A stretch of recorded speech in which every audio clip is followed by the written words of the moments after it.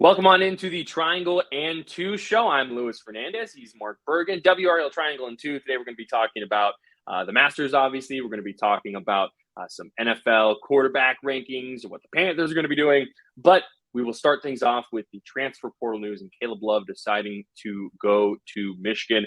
Mark Bergin, Luis Fernandez. Mark, Caleb Love. Obviously, we've known for quite some time he was going to be leaving. He entered the transfer portal, the tumultuous season in general, blah, blah, blah. We've heard all of that already. But what does this news mean to you? How do you interpret this? Do you think it's going to be a good fit in Michigan? Let's talk about the Caleb Love stuff.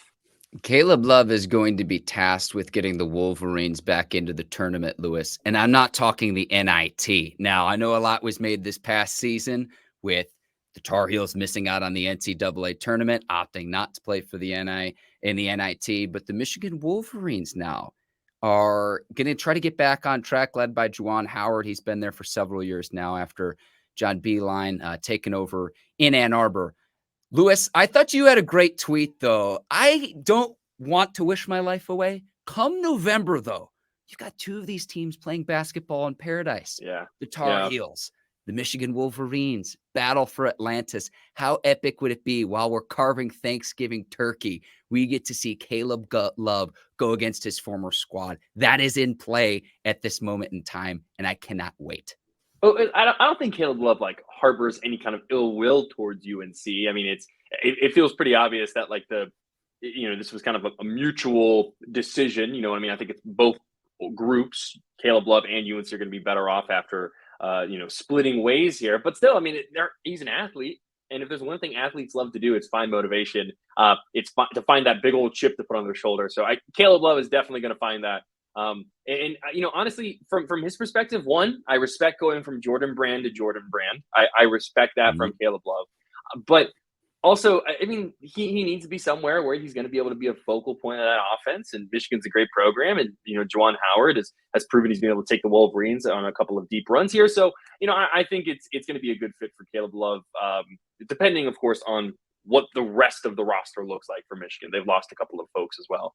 Yeah, the third player to transfer to Michigan, though, this offseason, I'm curious to see how the Tar Heels fill the scoring void that Love leaves behind, because he was the team's leading scorer this past season, despite some of the inefficiencies. Now, here's what it's going to be, though, Lewis, is if the Tar Heels have success, what's the common denominator with Baycott and Davis coming back? It's, is it Love that was the problem? Is the conversation going to turn to say, he's the common denominator, he's the scapegoat for the lack of success? I don't think that's fair.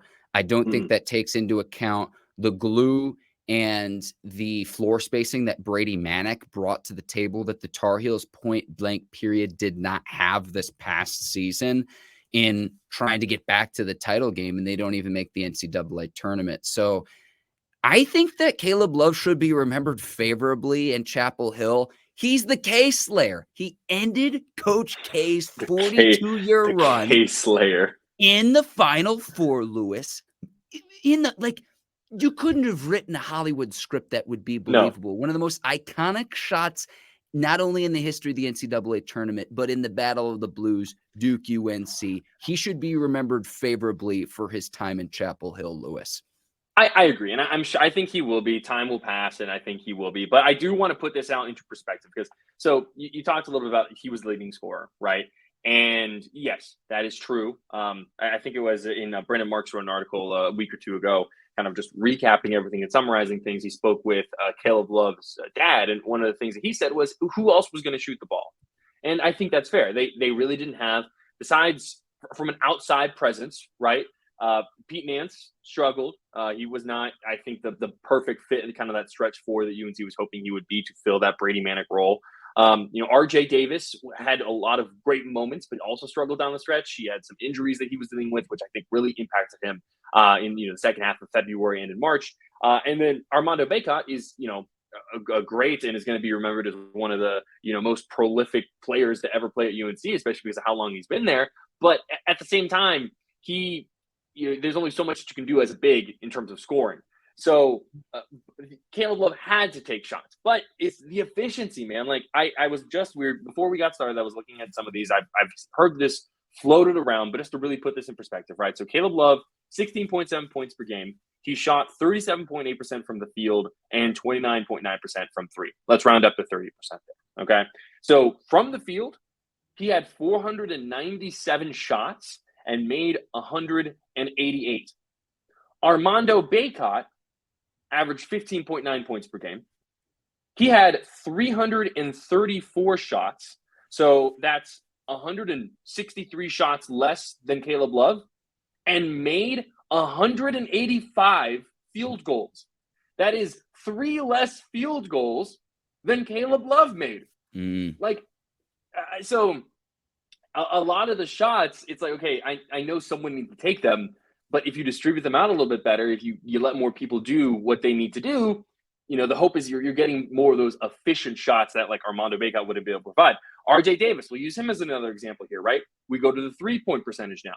Caleb Love shot 244 threes. RJ Davis shot 174 threes. He was 36% from three. So you're looking at about what? As I do math, I'm head really quick, like 70 or so more threes taken. RJ Davis made 10 less threes than Caleb Love, 63 to 73. So but hang on, Lewis. Hang on, Lewis. These are all great stats. Let me jump in here. Yeah, we mentioned Pete Nance trying to fulfill that role of Brady Manick, and whether he did that or not, fine. You can't just blame it all on one player. Who's the player we're not talking about right now? And that's Leaky Black. And this is no knock on Leaky Black as an athletic wing, but consistently from the outside, if you're not going to get that 3-point shooting from Pete Nance, it has to come from another player. Leaky Black has just never been that player at the college level. The hope would be for Leaky Black if he goes into the pros, and we've talked about this off the air too, Lewis, with that he could be a 3-and-D guy, but he needs to go to a right NBA franchise or organization that can help with that shooting ability, that catch and shoot ability that you would seek from him, because he's like 6'9". He's got the length and athleticism that you would want from a wing. But if you're not going to get that outside shooting from another player other than RJ Davis, who's it going to be? And that goes into the floor spacing problems that I mentioned earlier. And that's totally fair. And I think that's totally fair. The whole point of Leaky as a member of that starting five was he was going to give you great defense, and he was going to make the, occasional corner three. He wasn't going to be the kind of person who was going to go out there and score all these points. But when you have a player like that in your rotation, you also have to be able to bounce that out from an offensive perspective. So does that mean the rest of your starting five have to be great shooters, or at least better shooters? Does that mean that you need to get some good shooting off of the bench? And this is, I think, what we'll learn a lot about UNC next year is this whole roster construction perspective, right? They've lost so many players. Hubert was really not playing that deep of a bench. So was that because of, the players who were on the bench, or is that more of like just Hubert Davis's coaching style? That's what we're going to learn more about UNC moving forward. And that's what's going to be so critical, because you're right. Like, having RJ and Armando Bacot back is going to be big for UNC, but they are going to need more scoring. And so they're starting to get some of those pieces coming in through the transfer portal. But, the question is it going to be enough? How is all of that going to get together? Because Armando Bacot is fantastic, and obviously, has been almost the ACC Player of the Year twice now. But I do think he's not as explosive as like some of these other bigs that we think of in UNC history. So the better the spacing is, the better it is for Armando Bacot. And the players we just mentioned, Lewis, are just the starters. So if you're not going to get that outside shooting and that efficiency that you need to play at a high level, does it then come from your bench from a sixth man, whether that's Puff Johnson? So my point being, Lewis, I don't mean to single out one single player, but it's the accountability of we and not me, just one individual player. And bringing this back to Caleb Love, Lewis, it's, okay, if the Tar Heels have success, and I expect them to get back to the tournament next season. Yeah. When they have success, I don't want the common denominator to be, oh, well, it was Caleb Love's problem, when that is an oversimplification of what was happening this past season with the Tar Heels.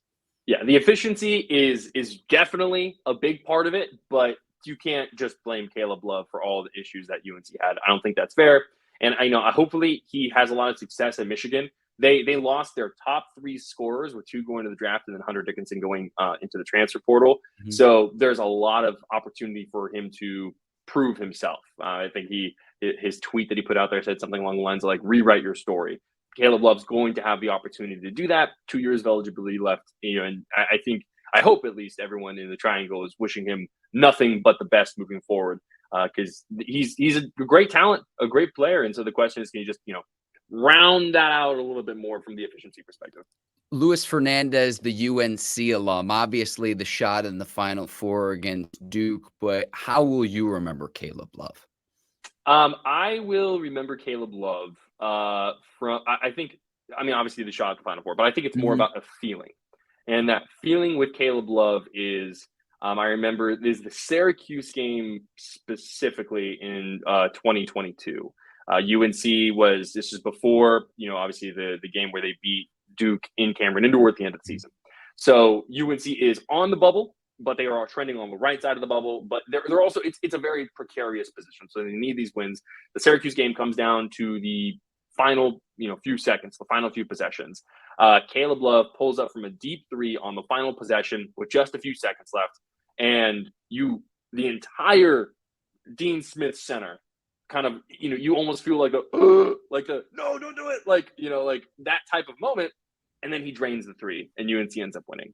So I think that kind of moment, I think, is a great microcosm of Caleb Love's career at UNC, where he has this just the greenest of green lights to do whatever he wants. And sometimes that did not work out, but a lot of times he did hit some really incredible shots that I think will be well remembered, at least in the next few years for UNC.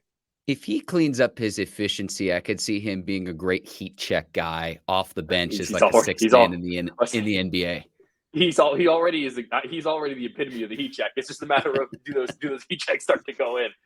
Lewis, I want to tell a quick personal story. We'll go on. When I first moved here a little bit more than a year ago, I went to a North Carolina Louisville game in Chapel Hill, and I had to triple check that it was for men's basketball because the tickets were $8, and you have two perennial top 10 teams that year were just down. I believe Chris Mack, the Louisville coach, had gotten fired mid-season, and it was like, well, the Tar Heels will make the tournament, but it'll be more on legacy. And they went on a run, and we had a terrific time at the Dean Dome. And that was my introduction to basketball in the Triangle a little bit more than a year ago, a February game where I got in to Chapel Hill at the arena for $8 a ticket. So that was my introduction. It was fantastic. And so that's kind of how I'll remember him. And then they go on their run and they go to the title game. They're minutes away from winning the national championship. And then here we are a year later. They don't even make the NCAA tournament. I do expect them to regroup. And I'm going to say this again, and I'll say this before.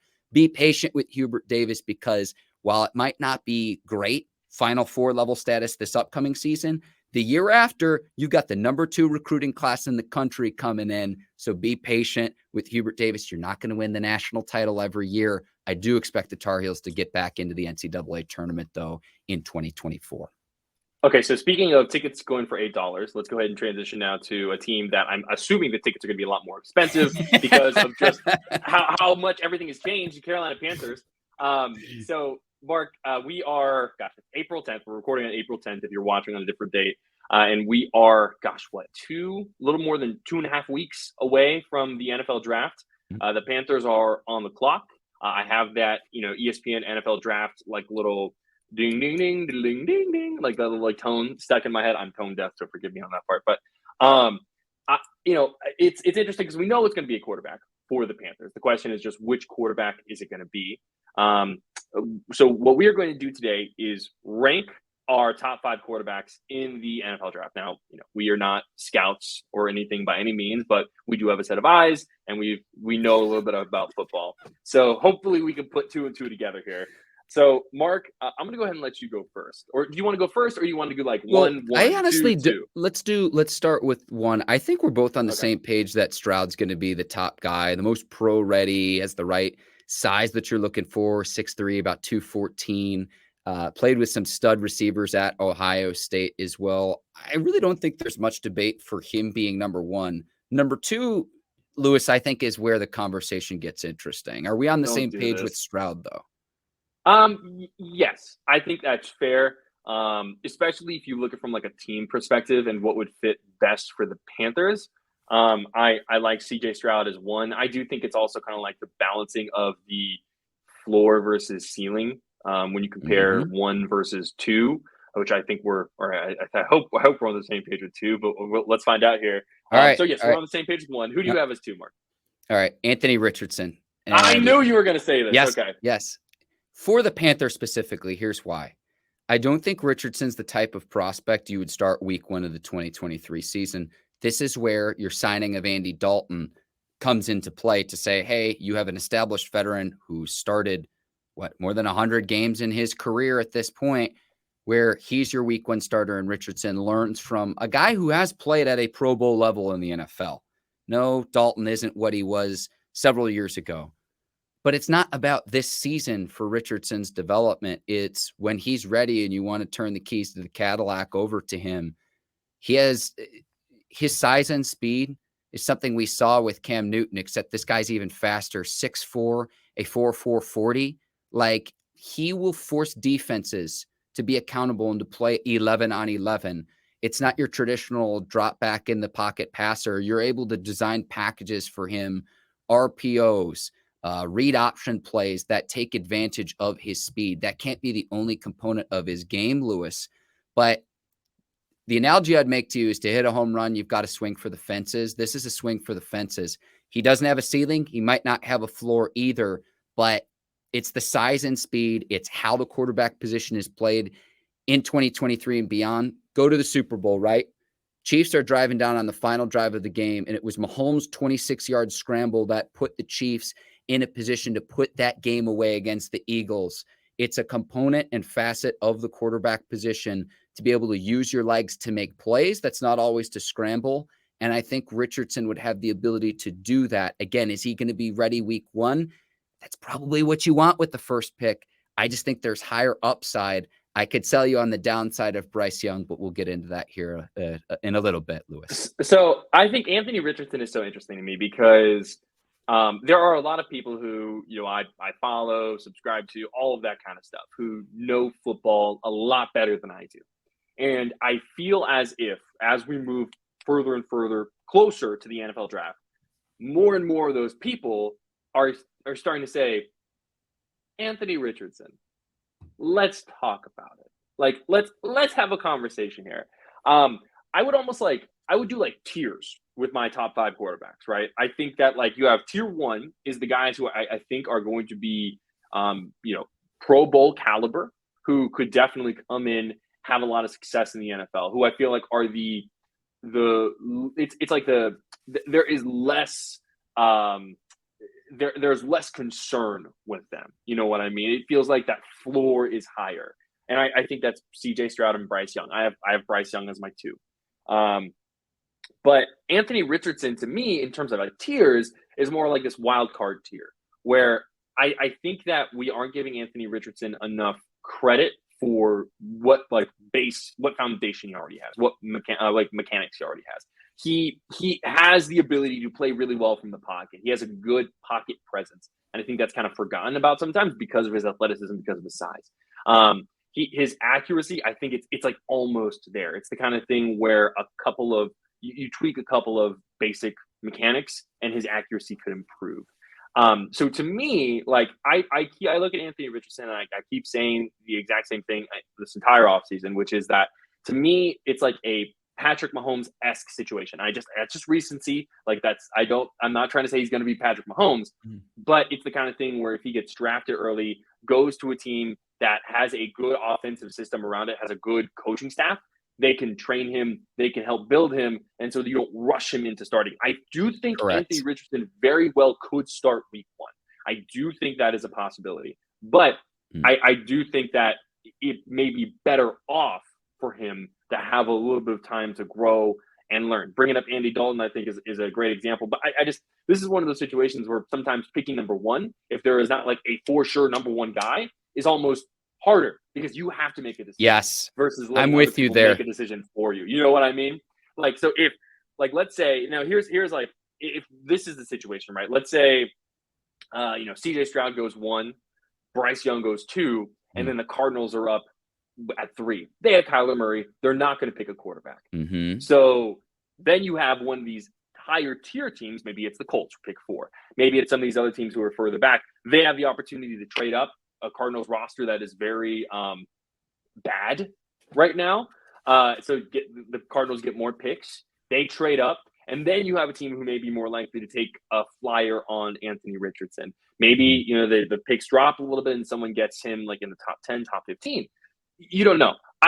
What I'm saying is like, I hear everything you're saying, and it would not shock me if Anthony Richardson ends up being one of the better quarterbacks in this class.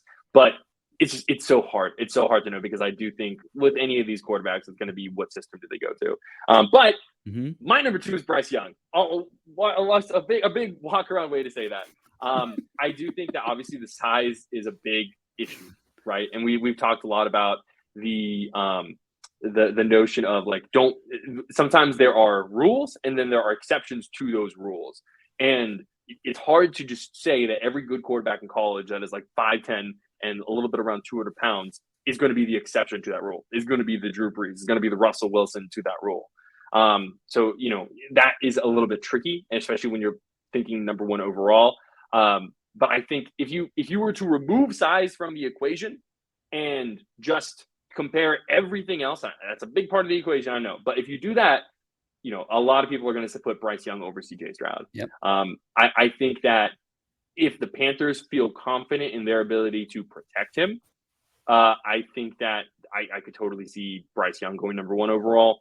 But to me, it's Stroud 1, Young 2, and that's like tier 1 of the quarterbacks. And one thing too, I know I've talked a lot, but one thing too here, when you look at the draft, when you look at like the books and stuff like that, right? I'll use DraftKings as an example. Last week, it's been Stroud at like minus 110 or something like that. And then like next up has been like Young at like plus 100 or something like that.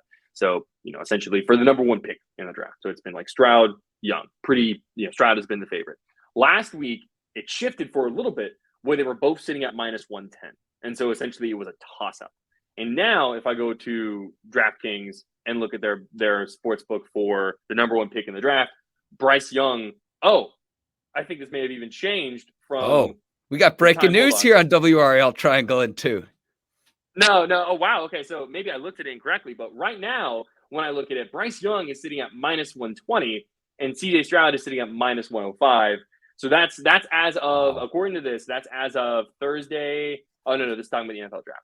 So yeah, they have Bryce Young at minus 120 and CJ Stroud at minus 105 right now. So technically, Bryce Young would be the favorite to get the pick. But that's what I'm saying, right? Right now, it's gone from this clear CJ Stroud as the favorite to a bit more of a toss-up between CJ Stroud and Bryce Young. I don't think you can go wrong with either one of them as the quarterback, but I do think it's going to be more about what you do to build around them if they will ultimately have success. I'm sorry. That was a lot of talk. You're fine. You're fine. So Young would be my 3, and the recipe of success for him is get 5 bodyguards in front of him. So if it is the Panthers that draft him, okay, what did the Panthers do last year? They brought in Ike Ekwonu to serve as an anchor on an offensive line to protect the blind side of whoever your quarterback is. You're going to need him and 4 other studs up front to be able to keep your rookie QB upright. Now, you can say that about any rookie QB, but most first-round picks aren't 5'10", 204. Like, I don't know if it's like a 204 of what his playing weight will be, Lewis. No. But,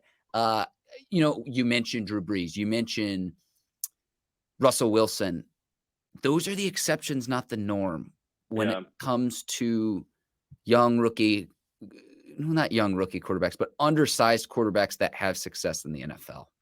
Yeah, that's all. That's going to be the concern that follows Bryce Young, regardless. Even if he has a lot of success his rookie year, even if he, has a great start to his career, anytime injuries start to mount, anytime he misses a game because he gets hit or something along those lines, that's when the questions will Brees had a shoulder injury early in his career. Another quarterback with a similar build, Tua Tagovailoa, he's had his share of injuries early on in his career as well. So it's not to say Bryce Young is either of those quarterbacks. It's what his history shown us with the quarterback of that stature. I don't include Russell Wilson Russell Wilson's thick. He's big. He's a little bit of a different little bit of a different mold than Well, Bryce Young. So do you have Richardson at 3, Lewis? And we'll keep this rolling. I do have Richardson at 3, but Richardson to me is almost like he's like a wild card tier where Yes. like I feel like he's truly just kind of like floating ethereally. And I will say too, one thing about Russell Wilson was always so good and I still think is like this at avoiding hits. He knows when to slide. He knows when to get down. He knows when to get out of bounds. Like I remember because he came baseball player. That's why, Lewis. Exactly. Player. Yeah. Exactly. So something to keep in mind. 4. Who do you have? Levis out of Kentucky. I think if he goes to the right team, you get the cannon arm, the prototypical size that you look for in an NFL quarterback. Everyone was sleeping on Justin Herbert several years ago when it was Joe Burrow and Tua ahead of him. And Herbert could end up being the best of the bunch. I'm not saying he will be, but he could in that 2020 class. Lewis, you said something earlier, and this is not the flashy thing to say. I think franchise coaching, head coaching, offensive coordinator, quarterback coach, and personnel is a lot more important than an individual prospect's ability. There are exceptions to that, no doubt. But if Levis goes to the right team and the right system and the right fit, he could have success. That's like what I'm trying to do for our listeners and viewers, Lewis, is lay out what's the map, what's the roadway for success for each of these quarterbacks. I'll take Levis out of Kentucky at 4. So my thing with Will Levis is I can't trust him because he puts mayo in his coffee and he eats bananas without peeling them. Like that's sicko behavior. Number one. No, but so I do agree. Will Levis is going to need to go somewhere where he can grow. I look at, so in my pick at number 4, I'll just go ahead and say this, is Hendon Hooker. And I think I look at like the ascension in college, right? Hendon Hooker was someone who continued to get better. I think that, Will Levis may kind of offer a little bit more of upside just because of, we haven't seen what his peak is yet. And he has such great physical attributes as a cannon of an arm, but he really struggled last year, especially with some of these interceptions. And when I look at Hendon Hooker, he's someone who his growth going from Virginia Tech to Tennessee was just ridiculous. And I know some people are going to criticize, Heupel and that offensive system for kind of being just very quarterback friendly. And I think that's fair. But what Hendon Hooker had to do was a lot of, post-snap decision-making, especially when throwing deep. And so because of that, I think he may be a little bit of a step ahead. Obviously, the ACL injury is tough. He is older. So depending on how much you value that, I know just in general, a lot of people like, athletes who have like a high like RAS score, who are trending upward in terms of athleticism, who are young, who are going to grow into their body still. And, I think the prime example is like Jamar Chase, right? Who was dominating people like 19 years old, takes that year off, tests amazingly. He's like 20 years old. And now he's had a couple of, all pro, if not all pro like seasons. And he's 22, I think. So you want to try and find those players who are athletically, who test very well and are ascending up. So that would be my only concern really with Hendon Hooker at number 4 in this list. But I put Hooker at 4, Levis at 5. Okay. I would flip the 2. I got Levis at 4, Hooker at 5. And you mentioned the ACL and then Hooker being 25 years old, Lewis. You hit the nail on the head there. So it's like, how does he continually get better? And he's at an age where there's some quarterbacks that are 2, 3, sometimes even 4 seasons into their NFL career by the time he's entering the league. It's the Stetson Bennett to Lamar Jackson comparison. It's like Stetson Bennett is, he's getting drafted this year. He's going to be, whatever, 26, 25 or something like that, while Lamar Jackson's played like 4 or 5 seasons and has already won MVP and all that kind of stuff. We're talking about Stetson Bennett the 4th, because there's apparently 3 other renditions of Stetson Bennett. Just for our listeners and viewers, so they know which one we're talking about here. I will say this too, though, right? Like, so I think with these quarterbacks, I think the top 3 are going to be the ones that are going to come off the board early. And then I think the bottom 2 are going to fall later into the first round, because I really think we cannot underestimate just how much hype there is around Caleb Williams and Drake May next year. Both of them are going to be incredibly talented. And I think if either one of them were available in this draft class, they would go number 1 overall. So it almost is kind of like that point. If you're a top, 60, if you're picking top 16, right, and you don't see like any immediate path towards success for yourself next season as a team, do you want to invest that first round pick in a quarterback who you may end up getting another quarterback the very next year? It's like the Josh Rosen and Kyler Murray for the Cardinals way back when, where they picked Rosen in the first round and then Kyler Murray at the first pick overall like the very next year.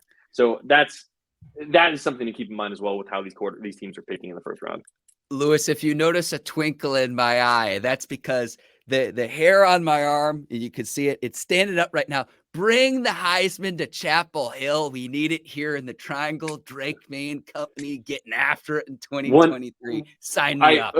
One step at a time. But I do think, I mean, obviously it's going to be between those two, but like, I think that Caleb Williams, because he's playing in LA, I think is automatically going to have a little bit of a head start, but it'll be interesting to see. Lewis, let's move on. We had the Masters this weekend. Jon Rahm getting it done. Terrific weekend. A lot of rain, so we had more golf as we went on and on into the weekend. And Rahm going on his run on Sunday. I hope you had a terrific holiday weekend. Just what were your impressions from golf's best tournament this past weekend? I do agree that it's golf's best tournament. No, it's interesting because that the weather obviously played a major factor, and I think that's what makes Jon Rahm's win even more impressive because he had to deal with that on Saturday. So he's so interesting because he's just kind of been ascending in the past few years, especially winning the U.S. Open in 2021. The Masters is his fourth PGA tournament win this year. So I mean, he's had a lot of success. He won the Genesis Open Invitational, however it's phrased, back in February, which a lot of people were looking at as like, okay, that was the last time Tiger competed. How does he respond from that? So really impressed with Jon Rahm. Good for him. A lot of character. He plays with, I think, a lot of passion, a lot of fire that I don't think we're entirely used to with golf. And I think that's one of the best things about him. I was reading an article put together by Action Network earlier today. And they said one of the best moments was afterwards. He's being asked about, hey, you were one of the favorites coming into the tournament. And he said, no, I was actually third in betting odds yesterday. So, he's very much aware of this. He puts the chip on his shoulder, and I think golf continues to need more personalities that are willing to be personalities and play, out of their own body type thing. So I appreciate what Jon Rahm brought to the table. It was sad watching the physical toll playing all the holes did what it took on Tiger. Like that's just tough. He's might be his last major, Lewis. I mean, I don't know if it's going to be his last, but like we're much closer to the end. I think that anyone's willing to realize. It's tough. Let me hop in here. We'll get to Tiger. Rahm was at 8-1, so the third favorite entering the tournament. And Lewis, I can say this, entering the WRAL studios today, I did not receive a pre-show text from Zach Ertz. I also did not need to dodge any downed trees either. In all seriousness, I am glad everyone's okay because it was a scary moment from this weekend. But you mentioned Tiger.